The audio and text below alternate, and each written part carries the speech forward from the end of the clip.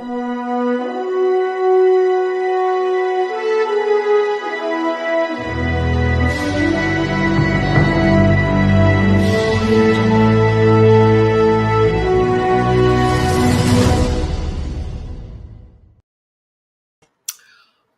good morning, everybody. Welcome to the Today Show. I'm Dr. Laurie Davis, your host, and my co-host today, Sylvia Somerville. Good morning, Sylvia.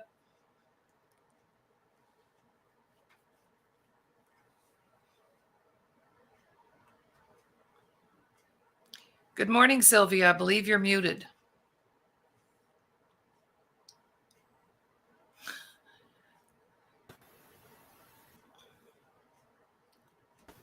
We're having a little, there we go. How's that? There we go. A little technology there. Good morning, Sylvia. My co-host this morning. How are you? Hey, good morning, Dr. Laurie. I'm fantastic. Okay. Can you hear me okay this morning? I can hear you just great. Thank you very much. Okay, you're welcome. Well, you know what, Sylvia? This is our last episode for 2024. We put 160 episodes in the can since May 1st. Not even a full year yet. I'm so impressed with ourselves. So thank you for being part of that. Thank you. It's been fantastic, and it's been a great time, actually. I very much enjoy it. Yes, it's fun being on the air once you get used to it, you know? It is. We're streaming live right now on my Facebook page, Laurie Davis, and also on our YouTube channels, Laurie Davis Show Host. And please, chime in with the Facebook page, the Disability Channel, because that's our mother station here. And we always want to put shout outs for the Disability Channel who brought us to the platform. So we really appreciate that. And I sent a post out yesterday expressing all of my gratitude to our viewers, our guests, our co-hosts, our guest hosts, and everyone who contributed to the show in 2024. It's been quite spectacular and amazing.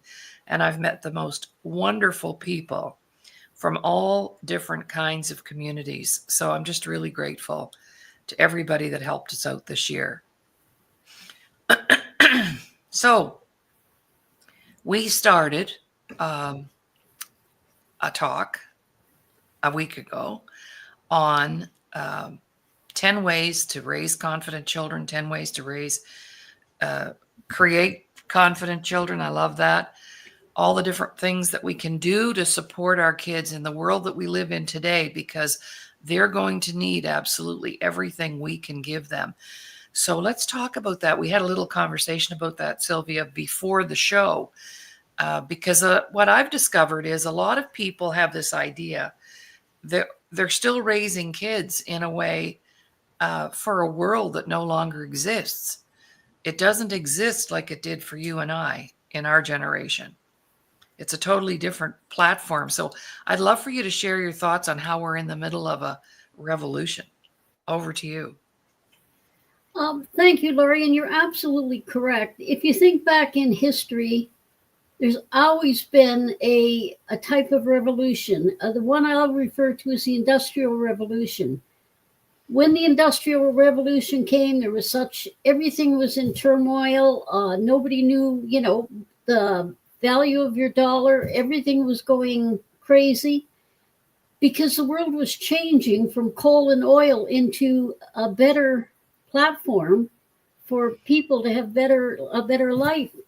Now we are moving from this generation into a revolution, technological revolution. Now that's a hard word.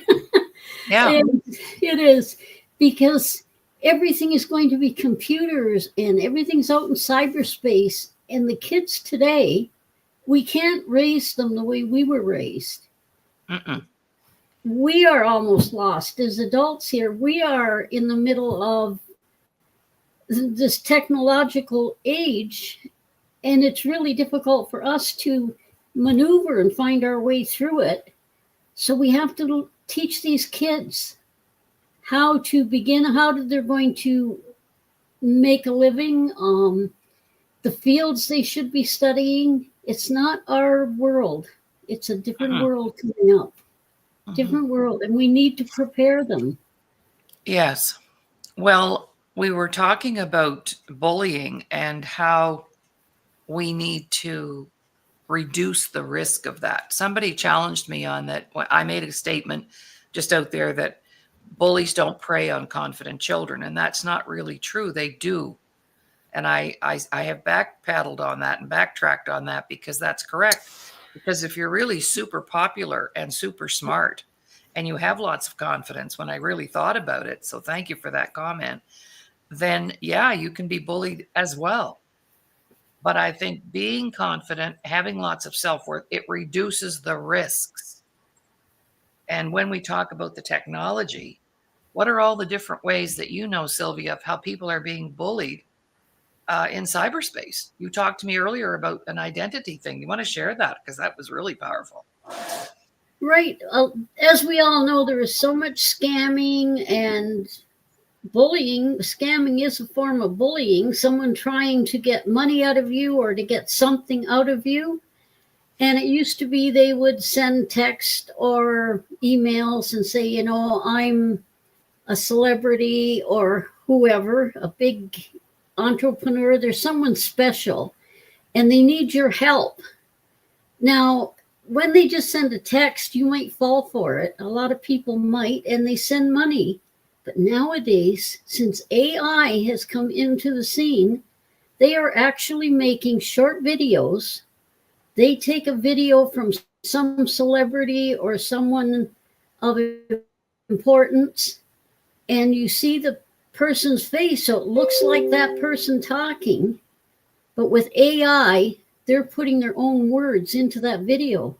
And of course, you might give them what they're asking for or the money they're asking for because you think it's the person, but it's not. It's AI. And how scary is that? Like, So wow. somebody could take our pictures right here, our clip, and say you or me, and put a message out there, and people think it's coming from me, and it's authentic. Absolutely. Wow. So imagine our And it can children. not only be, Go ahead. I was going to say, and that message they put out with our face might not be something nice. It might be very derogatory. Yeah, that Hmm. might have us condemning things that we don't even know about, but the Right. public would think it's real. Right. That's Well, what I have a it's a friend scary world. in, oh, it is. I have a friend in California. He's a celebrity, and he was hacked last year on one of our social media platforms. We won't say which one. And the next thing you know, the people that hacked him put porn up on his page. Okay. And then they called him and wanted a big pile of money Yeah, to take it down. In other words, to buy back his platform. It's crazy. it And this is. is the kind of stuff that our kids are facing. So they're in high school and somebody puts a nude picture up with their face and somebody else's body and all this kind of stuff. Photoshop is amazing, right? Oh, yeah, look at this. Somebody, I believe this might be Kathy. My family got a phone call from someone pretending to be my cousin Blair. They said that he needed bail money. Wow. All, or my mom is sick in the hospital and we can't afford the medical bills. And yeah, I've been scammed. And, at the time I thought it was legitimate. It was years ago. Okay. So in our work today, we're going to talk about some concepts that will help us to create confidence and esteem in our kids so that when they need to be really smart to know when things are right, when things are not right, or things are not real. And the Kathy said, yes, that's she said we nearly fell for it until we called Blair. Yes, always check back, reach back around, right, and find out. Yep. Okay, so the first thing is we're taught, what's the very first word we learn? Do you know? What's the very first Mommy word and we Dad. hear? Yes, mommy and dad. And one of the first words we hear over and repeated is the word no. Yep. And I'm actually working with a couple of clients right now, male clients, whose parents were constantly saying no. They would say no before they even thought about what they were saying no to, because it was like an automatic response as a parent. You know, somebody, when kids ask a question, you go, no. And you haven't even thought about it. Did you ever do that, Sylvia, as a mom? That's why I'm laughing all the time. All the time. So two things happen with that. One, it leaves the kids feeling like they're either not good enough, or they can't do things right, or you don't want to take the time to go anywhere with it, so you just say no. So it gets us off the hook. And I did that as a teacher. Can I go to the bathroom? No. Can I mark on the chalkboard? No. And that's my experience. So we learn the word no very quickly.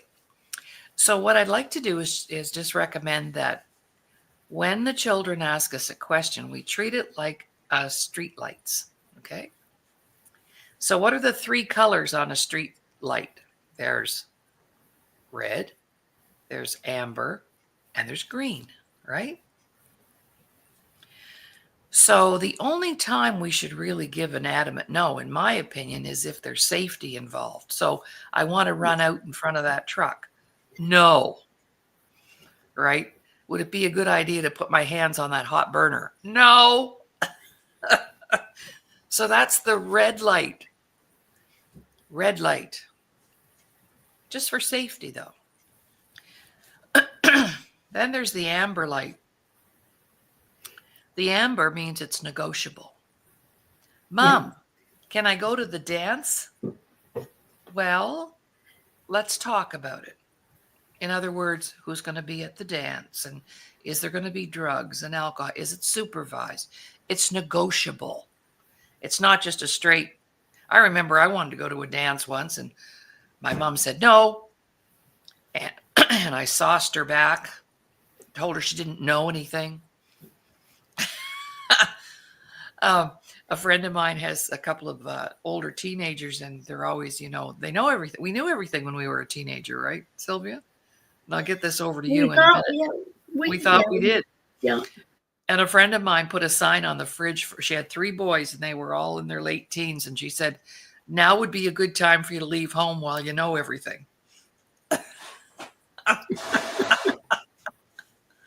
So Amber, Mom, I want to get a mohawk haircut. We'll talk about it. It's negotiable. So if it's not life-threatening and it's not going to make a big difference down the road, it's negotiable. We'll talk about it. And then, of course, the green light represents yes. Mom, Dad, I'd like to, take 2 extra courses this year in high school. Yes. Or whatever is going to promote them. So I think about those 3 colors: red, safety; amber, negotiable; and the go for yes, green light. Absolutely. Can I have a friend over? Can we, do a picnic? Whatever. Right? So what do you think about that as an approach to not being the role model and being the mom, being the mentor, but not crushing them down all the time? What are your thoughts on that? I think that's an excellent plan. And I love the concept of the stoplights. Absolutely perfect.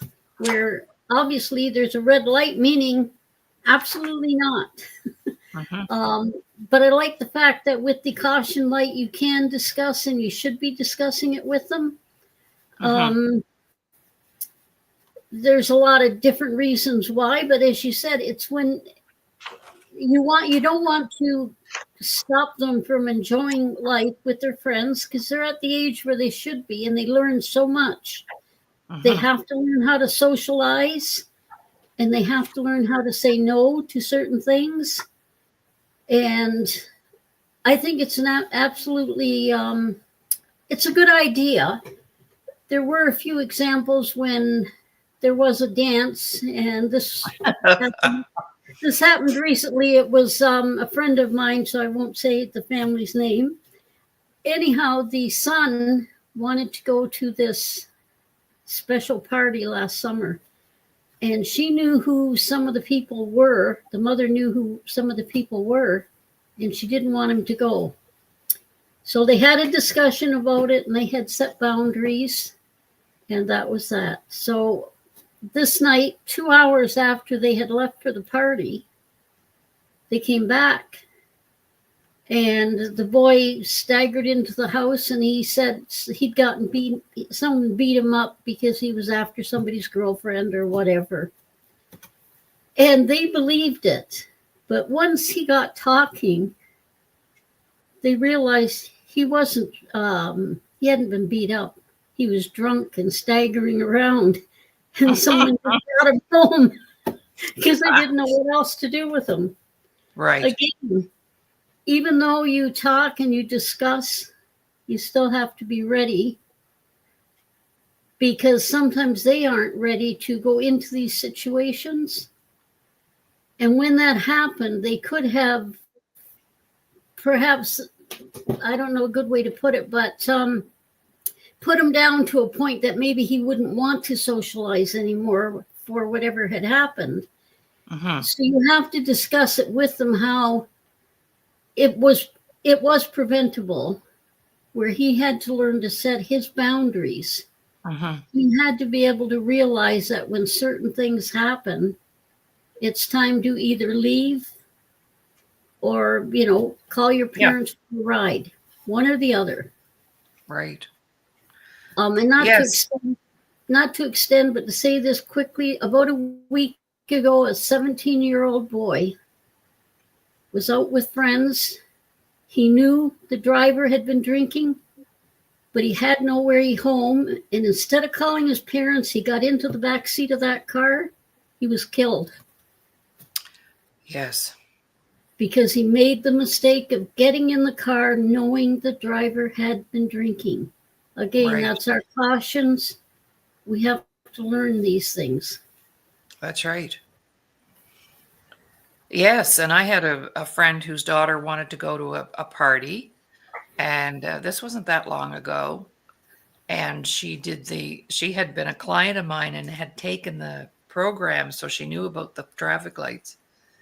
And she sat down with her daughter. It was an Amber at first, and she said, "Wow, Mom, her mom had done her homework. But see, this requires time, and Yep. parents don't want to take the time sometimes to do the homework. Just think about planning a holiday. And a good friend of mine, Dr. Debbie Love in California, who's a self-defense expert, she said people spend more time screening a travel agent or a real estate agent than they do screening their babysitter. Wow. Right? So we have to take time out. But anyway, in this situation, the daughter, it was the daughter who, after the discussion, made the comment and said, "Mom, I don't think I need to go to that party like I thought I did after our talk."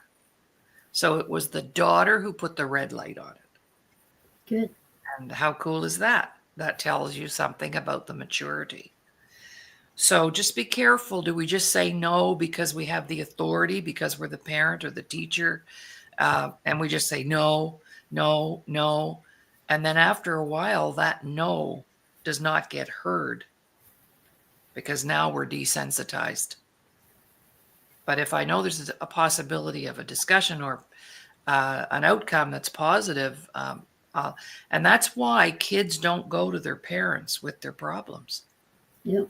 One of the reasons is they're afraid of the reaction they're going to get or the judgment they're going to get. And another reason is if as parents and caregivers, we appear to be really stressed, most kids don't want to give you any more stress. So they back off and they go elsewhere. So that's the first one. We're just going to touch the tips of the icebergs on these. So the second thing that I like to talk about is fear. Fear, because what happens, we transfer our fears down to the next generation. So in my own situation, I had a fear of water. I still do. I don't swim. And, there was a near drowning situation that went on, and I, inherited that fear. Or maybe if you're afraid of spiders, your kids are afraid of spiders. Or, so what are our kids afraid of? Maybe that'd be a good question to ask them. What are you afraid of? So a negative experience, if they get bitten by a dog, guess what's going to happen? Yep. They're going to be afraid of every dog they see. And we used to laugh at my little grandson, Ronnie. He was afraid of birds. We'd take him out for a walk and he'd see a bird on the sidewalk and he'd get really kind of nervous. And we were wondering, wonder where that's coming from. But it's not anything other than, he had this little phobia going on. But maybe because the birds were moving or fluttering, but I do remember that. So what's some fears that you've had? I was afraid of water. I still am. I don't like water on my face. I don't like it in my, that's why I don't like to wash my own hair. I go to the hairdresser, so I put my head back. What about you? Well, my biggest fear was thunder lightning storms. Okay. Because it was in our house when I was a child, and lightning struck the chimney of the house. Oh, yes. And of course, the chimney went down through the bedrooms, and anyway, there was fire and terrified me. But as I got older and I had my children, because now I had grown up, whenever the sky would start getting dark, I'd want to be in the house. I was afraid. I was afraid to be out with kids, anything. It was going to storm. So when I got older and had my kids, I thought, I am not going to let them live with this fear I've been living with. So I would, when bad storms came, even though I was afraid, I would just carry on with normal things. Because before I had the kids, I wouldn't cook in a storm. I'd be afraid, the lightning would come in. But once I had the kids, I made sure they weren't afraid.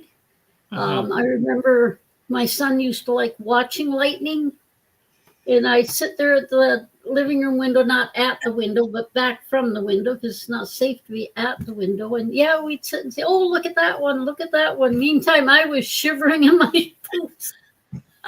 But they grew up not afraid of storms. Awesome. Yeah.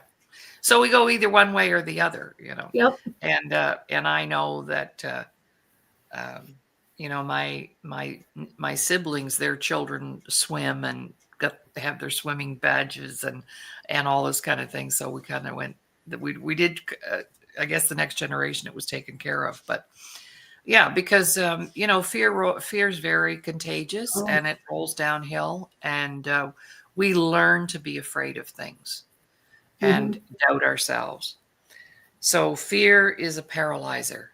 That's just a statement that I've made in my book here. And you just gave a good example of how you didn't allow your children to see you fearful. But a lot of times we forget that if we are showing our fear, they pick up on that. They do. Yes. And all right. Go ahead. I was going to say that also applies greatly when you get older and you're in a profession, in a job, trying to get ahead. You have to take the risks. Nobody gets successful. Nobody can become successful. Nobody can climb that ladder to the goal they're looking for unless they take risk. And if you have a built-in fear, you may never live out your dreams. You'll be afraid to try. Exactly. All right. Excellent. Well, another concept that I wrote about was the difference between enabling and supporting. So a lot of us enabled people around us. And what that means is you allow the bad behavior to continue because you don't want the confrontation, or you have to keep the peace at all costs. And I have a little story that I wrote about that. But there's another, let's say there's two neighbors right next door to each other, and there's big trees in the backyard. So on one side, the mom is out the back door, and her little girl is up in that tree. She's climbing, and the mom yells to her, get down before you break a leg. You're going to fall and hurt yourself. And then right next door, that's building fear. And, and then the mom next door, her little girl's up in the tree, and she says, oh my goodness, look how far you went. Do you think you could crawl up one more branch? Okay, see the difference. So when we know we can do things, children will never do anything that they don't feel confident about. They won't. But if they feel confident, they will. And I think I was about 4 or 5, and I wanted to go to the store by myself and get a bag of chips.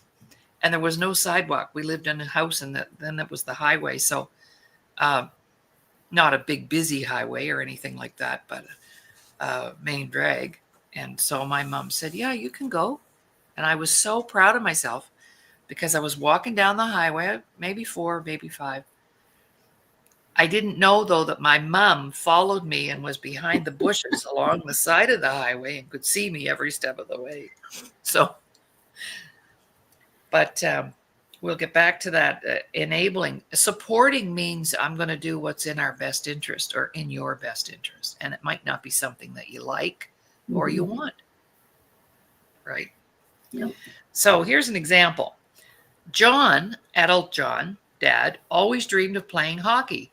But growing up poor on a farm, never was able to follow that dream. He was not supported.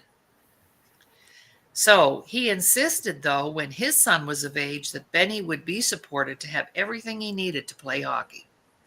The problem arose when Benny, in his 3rd season, did not want to play hockey. John, angered by this decision, pulled his support of Benny's desire to take guitar lessons. John now enabled the hockey playing and did not support the music lessons. Benny, not wanting to hurt Dad's feelings, enabled the whole thing to keep the peace. Enabling creates hurt feelings. Support helps us move forward. I had a high school teacher. She had 3 adopted children, and then she got pregnant. And she sat her 3 children down that she had adopted to let them know that there was a new baby on the way. And one of the kids said, "Ah, shucks, I'd rather we get a new piano." So what do you know, Sylvia, of the difference between enabling and supporting? See, supporting forces us to move forward. Well, with me as a child, as I've said before, very young, I started writing stories and drawing pictures, and my dad and mom supported me. Every time I would write something, my dad would say, make sure you show me anything you write. And he actually submitted one to a newspaper when I was 7. As I've said, there's my poem in the newspaper. And all my life, they supported what I wanted. As I got married, my husband did the same. I'd say, oh, I haven't got time. You've always got time. He always supported me. So when my children were young, my son, when he was 8 or 9, he wanted to be an architect. So we made sure we supported him in that. And he liked science, forensics. So, of course, everything was geared that way. And as he got older, he continued that. He went to university. He became what he wanted to be. So it's because he wanted this from a young child. He had the dream, and his parents, we didn't have to, but we supported him. And when he got into, it was college, not university, money was getting a little bit tough as it would, right? And he said, I'll go to work. I'll work after school. But we told him no, because we wanted him to succeed. So we said, as long as you maintain a 3-point average, which is 90 to 100, we'll never ask you to work. So he never worked. He worked summers, mind you, for spending money. Yeah. Yeah. But we were enabling him and supporting him to be what he wanted to be. And I think that's where some parents maybe don't want to be there, or maybe they don't want to take extra jobs to pay for it. But I think it's very important to support them. All kids need support. Even adults need support. I need support every day. So do I. Yeah. Yeah. I understand that. And a lot of times when their dreams don't get supported, Yep. that does not build worthiness. It doesn't build confidence. No, your dad was a doctor and you're going to be a doctor because granddad was a doctor. Or granddad was in the army, your dad was in the army, and you're going to be in the army. That's an old school thought, but there are still people doing that. And as we mentioned earlier in the show, that's not preparing them for the world we live in right now. Because right now, our kids will probably have 10 different careers by the time it's over. We became a teacher. I didn't stay. I was one of the weird ones. But most people in our generation, when they took on a profession, they stayed in it for 35, 40 years. Oh my goodness. Just thinking about that makes me want to throw up sometimes. That could have been me because you see, there's all the trappings, but that's another day. That's another workshop. Okay. So the next way that we can build and create confident children is how we validate them. You know, I think right now, the most common name that is amongst our children is Buddy. Hey, bud. Hey, buddy. I hear everybody calling their kids Buddy, even the girls. Hey, bud. I'm thinking, were there no other name choices? They don't get called by their name. And our name is the first way that we get validated. It's music to our ears. So call the kids by their names. Hey, Mary. Hey, Bill. Hey, Betty. Whatever. Chelsea. Charlie. Whatever. Don't call them Buddy, because what you're really instilling in them is that you're their friend. And you're not their friend. You're their parent. Two different things, right? They'll have lots of friends. They don't need us for friends. They need us for mentorship and guidance and wisdom. So what do you know about that? Have you not noticed too, with sure the parents say, hey, bud, and all this, but sometimes when the child gets to be, say, 12 or so, they start calling their mother John or Mary. They start calling their parents by their name, not mom and dad. Wow.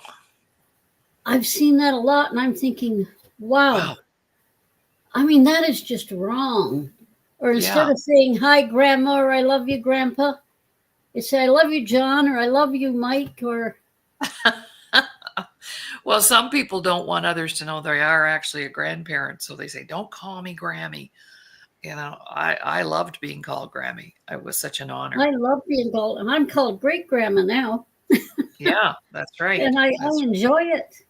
Yeah. But I think that's disrespectful. It is very. And very wrong. Yeah.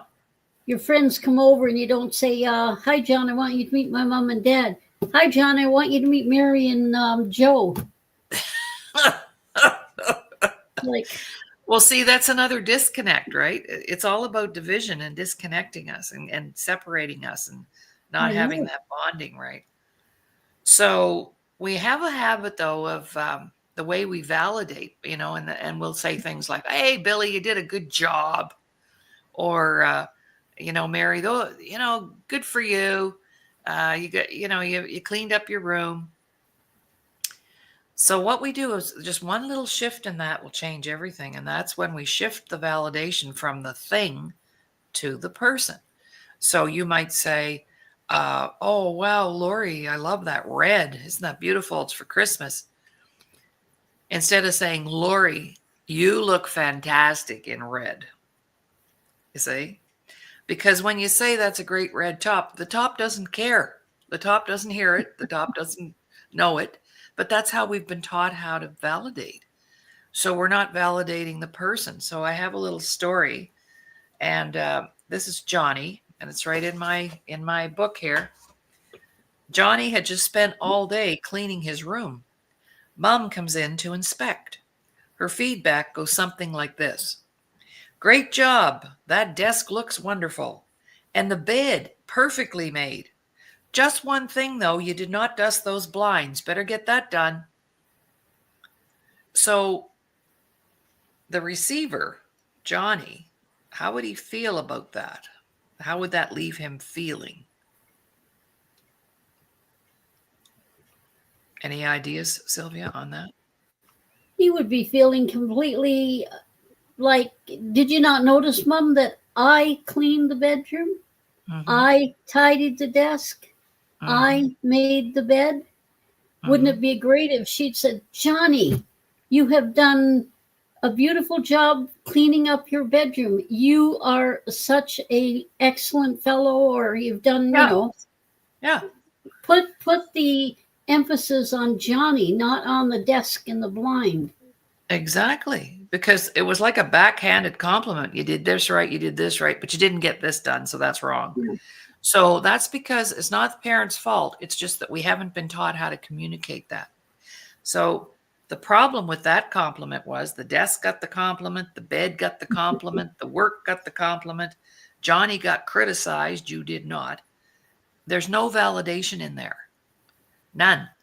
But the mom might feel that that's what she's doing because that's what she, but that's very limiting. So here's how it should have gone. Johnny, I am so proud of you. Tell me, when did you become so organized to make that desk look like that? You have worked really hard. When you have a few minutes, could you find some energy to dust those blinds? You're amazing. That's called proper validation. Yeah. That one tip right there, if people are listening and you change that, whether it's a mom and child relationship, whether it's a couple in the workplace, when you're in the workplace and you're being supervised or you have a manager, I teach this to my leadership clients, my CEOs, because they have no idea how to validate. And I learned that when I was teaching, and we'd have 4 supervisions a year.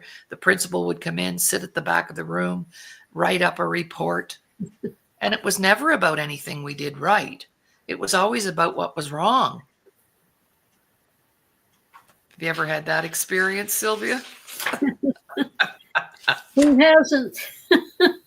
Right? Some I'd like to talk about, but I'd best not. Yeah, exactly. So just be careful about that. Always validate the person, Yep. regardless of the situation or the relationships. Yep. There's a neighbor of mine next door. He has this really beautiful truck, and there's never a spot on it. He just keeps it immaculately. And I admired the vehicle, but I said to him one day, I said, that truck, wow, you look amazing in that truck. You see the difference? I had a little story difference when it comes to a vehicle that Okay. sort of reversed to what you said. Okay. I was at a gas bar pumping gas in my 2005 Malibu. This fellow drives up in a real hot Trans Am convertible, red, gorgeous looking, and he starts conversation like, boy, beautiful day today. And I says, I got a good idea for you. And he says, looks at me strange. What's that? I says, how about a free trade? You take mine and I take yours. Oh my goodness. Oh, he laughed and he said, he said, I worked all my, he was not young. He said, I worked No. all my life to this car, and as much as I'd love to have you take it, he says, I can't. It's mine. Oh, good for Just, him. we were just joking, but he Yeah, stood of up for course. him, not Yeah, about the car. It was about him. right. Exactly. So Yeah. Well, I another was, area that, oh, go ahead. I was just joking, of course. Yeah, I know. I know. That's who I am. You were, listen, you weren't joking. You were hitting on him. Come on, let's get honest there. And you were trying to use your car to do it. Okay. Can't blame a girl for that. Can't blame a girl for that. Oh dear. Oh, dear. So another area where children get all tied up and we as adults get all tied up is in this whole area of guilt. And I always said that as a woman, I was born with 2 extra chromosomes. One is called guilt. And it's like tattooed on your forehead. And the other one was on sale. So if as a woman, if something's on sale, I got to have it, whether I need it or not. And so I think there's extra chromosomes floating around in our DNA or something. But I used to have a lot of guilt around if, for example, if I wanted to take a little power nap in the middle of the afternoon, I would do it, but I'd feel guilty about it. And I think guilt is, that emotion that's wrapped around making a mistake. But a lot of times when the kids make mistakes, we condition them to think that it's not okay. And we're demanding perfectionism, or we have high expectations or unrealistic expectations. And so we make each other feel guilty. Right. And have you ever heard, Sylvia, people say, "Oh, I'm so sorry. I'm sorry. I'm sorry." My gosh, do you know anything about that? I hear it all the time. It's Mhm. and they say it about silly things. They moved your glass, you reached for it, and it's not in the same place. Oh, I'm sorry, I moved that. I'm sorry, I moved the chair. I'm sorry, I put purple flowers instead of blue. Like everything, I'm sorry. It's what Yeah, are you and sorry about? yeah, but when I hear that from someone else, I remind them kindly. Like for example, if you're going down the aisle in the grocery store, and the aisles are narrow now, and it's sometimes you get people say, "Oh, I'm sorry," and I always look at them and say, "You don't need to be sorry. You didn't do anything wrong." That's the only time we need to be sorry is when we've done something wrong that hurt somebody or hurt ourselves. But if we feel guilty all the time, um, that affects our esteem and our confidence. And I think about shame, feeling ashamed of ourselves. And we, in our generation, we had parents who might have said, "You ought to be ashamed of yourself." Yeah. And you hadn't even done anything yet. We're 6. They're saying, "You ought to be ashamed of yourself." So when we correct the kids, when we correct them, we need to make it about the deed, not about them. You stole that chocolate bar at the corner store. Well, stealing is not a good thing. And we're going to take that back and we're going to apologize to the store owner. And then there'll be a consequence. And it's okay. You made a mistake. But you don't do it again. You learn from your mistakes. So that's all around the disciplining. And a lot of parents, I don't know, they grew up in a generation maybe where everything was provided and they could do no wrong and kind of spoiled maybe. I don't know because I didn't parent, but you did. So, that next generation, your kids are in their 50s now, but then their kids and their kids. So feeling guilty. What do you know about that? Oh, another, and in this section too, we talk about name calling, labels. You're this, you're that. That's because you've got this. Labels. Very limiting, very debilitating. You're a thief. There's a label. So, hey, we've got a thief living in the house now, so put everything that you've got of value away because you never know, little Johnny might steal from your wallet. Now I have a reputation to keep up because we believe it when people tell us things like that. We believe our parents. They're God. So, Yeah. a person in a position of authority has a lot of influence. So when we were kids, if it was our pastor or our minister or a police officer or our mom or a grandma, if they said something, that must be true. So if they told me I'm a thief, that must be right. Absolutely right. And I found during my time as a child, the worst thing that you would be called is, oh, you can't sit with us. She's look at your clothes. You know, you're poor. You can't sit with us. Or you're a dummy. You don't even speak right. You're a dummy. Like, you don't fit in with groups because you've been told you're stupid, you're a dummy, or you yourself realize, and children do, if in the classroom they're the only one not wearing designer clothes or things like all those things, even in high school, that does affect how they see themselves. It shouldn't, but it does.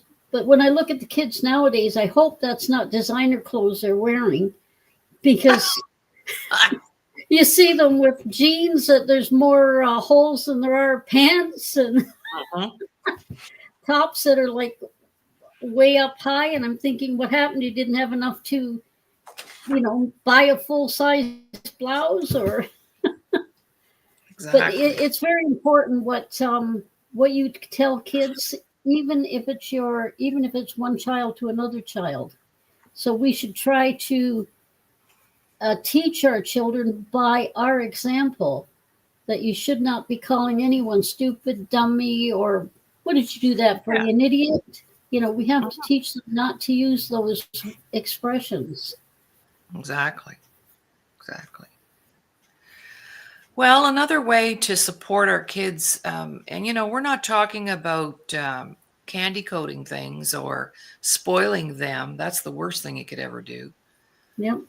We're talking about building character, and when they build character, that makes them stronger to handle things. So, another chapter that I have is called peace and harmony in the home, and if you think about it, it's very interesting and timely because I just was invited to not host, but MC on January the 11th. There's a peace event coming up, and I've been invited to MC the event online.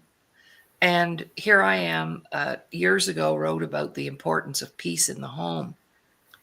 Because if you think about it, that all creates chaos. And so if you're yelling all the time, if the TV is blaring all the time, people are coming and going, um, you know, lots of fighting, maybe there's domestic violence within the home.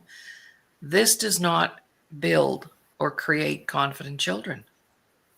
It's teaching them a lot of bad habits, is what it's doing. Yeah. So, and also, too, stress. Stress creates illness. Hmm. So, we need to keep the stress down because the world is very chaotic right now. Very, very chaotic. So, if I don't have some mechanisms or some tools to get myself centered and get myself at peace with myself from the inside out, then I feel pretty confused a lot of the time. What do you think about that? Absolutely. We live in a very dangerous world, a very confusing world.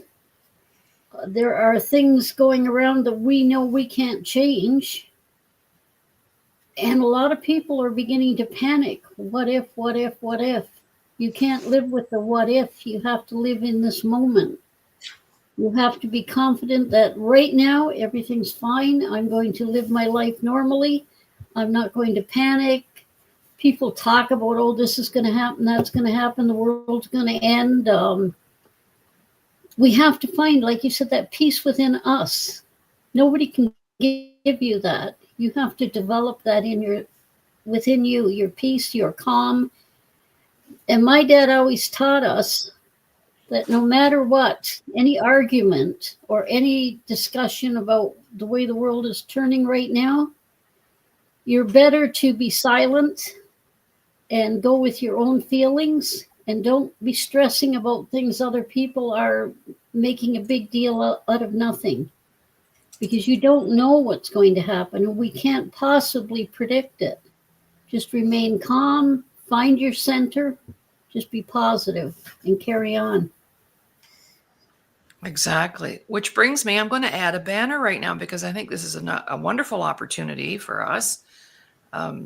Sylvia is helping me work on my first official solo publication, 21 Days to Happiness, Joy, and Inner Peace. And I've had that product on my shelf for 20 years. So we're going to publish that as a book first thing in the new year, because it's a system, 21 days. And I've had people participate in it's all self-directed, and it's interactive, and you can work through your own levels of happiness and inner peace. So we're excited about that, Sylvia, right? That's going to be Dr. Laurie's very first book out in the new year. We've got 6 lined up to publish in 2025. So there's the first one. Well, we'll be selling copies of that right away, I can tell, right? And 21 days. That book is going to help so many people, including myself. It's so full of, it's just full of, it's almost like creating you all over again, but a more peaceful, a calm, a more relaxed, and a more energized person. Because when you're relaxed, you're energized. Sounds like a contradiction, but it's not. No, it's going to be a bestseller coming up. Beautiful. Well, with you on my team, I can tell that's for sure. For sure. Well, thank you. I had a client one time. He was an undercover narcotics police officer. And he was like 6'5", big strapping guy, out shooting things up all day long, catching drug dealers and all that. And then he would get home and he'd have to sit in his car for 15 minutes to work up enough courage to go into the house, because it was so chaotic and so messed up and so stressful. Can you imagine how stressed he was at the end of the day after his career? Because our home needs to become our sanctuary for ourselves, our children, our pets, anybody that walks through that door. Imagine getting a feeling of peace and harmony. What that does for us to be able to be clear and feel good and feel safe. And I believe it's our responsibility to create a safe environment for our family. If we don't have peace and harmony in our home, how are we going to have peace and harmony in our community and in our world? It has to start there. And a lot of times people are all interested in changing the world and making a difference in the world, and I'm going to change the world. No. Gandhi said it best. Be the change you want to see. Just be that. What do you know about that, Sylvia? You're absolutely correct. And they use that a lot. I've heard that said a lot with, you see a stray dog or a stray cat and you think, helping that one person, that one cat, that one person isn't going to make a difference. But to that one person or to that one animal, you're making a big difference. Mm-hmm. You're saving a life. You can't change the world. You can, but you do it one at a time. Every time you do something good for someone, including doing good for yourself, Don't leave yourself out of it. Make sure you treat yourself really good as well. Because you treat you well, you have that peace and happiness within to treat others well. You know that Mhm. old adage, if you don't love yourself, you can't love anyone else. No, that's right. Effectively, that's So for sure. start with Now, yourself. yes, and we do that every day.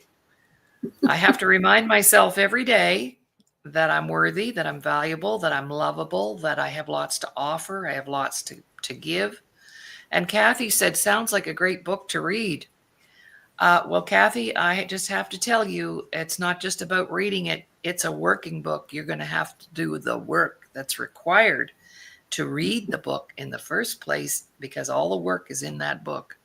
You do the work that's in there, 21 days. It's a system. And there's things that we have to do. So there's little assignments and there's little activities. And today you're going to do this and tomorrow you're going to do that. And so just to give you a little overview, it's a working book. So I'm excited about it. All right, Sylvia, can you believe our time is up already? No, but I And never do. I know it's the fastest hour. So I want to just close by saying thank you, Sylvia, so much for being here. And Kathy, always a pleasure to have you posting up your comments and your questions. And this is our last episode of the Today Show for me as the host in 2024. We'll be back in the new year. I've got some big plans for the show. We've got some incredible guests lined up, and you're going to see the show go in a ramped up direction. So thank you, everybody, again, and wishing you all a very prosperous 2025 and a very Merry Christmas. So over to you, Sylvia, for final greetings, and then we're done. Over to you, Sylvia. Well, I want to thank everyone for tuning in and enjoying the shows.